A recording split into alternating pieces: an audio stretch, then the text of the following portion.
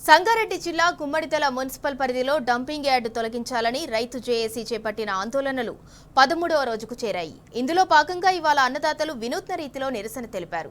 పార్టీలకు అతీతంగా జేఏసీ ఆధ్వర్యంలో బైక్ ర్యాలీ నిర్వహించారు.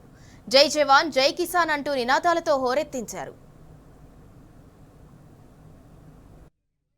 ఇది ప్రజా పోరాటం, ప్రజా ఉద్యమం.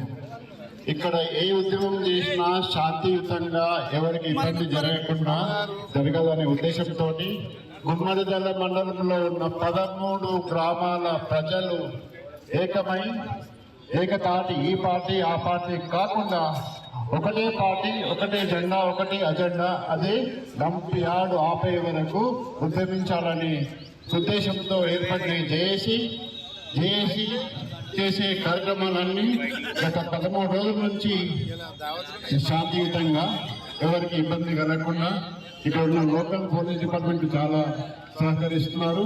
అదేవిధంగా ఈ ఉద్యమం అనేది ఏ రాజకీయ నాయకులు చేసే ఉద్యమం కాదు, ఇది ప్రజా ఉద్యమంలో ప్రతి ఒక్క మనిషి ఇందులో పాల్గొస్తున్నారు, శాంతియుతంగా స్వచ్ఛందంగా వస్తున్నారు.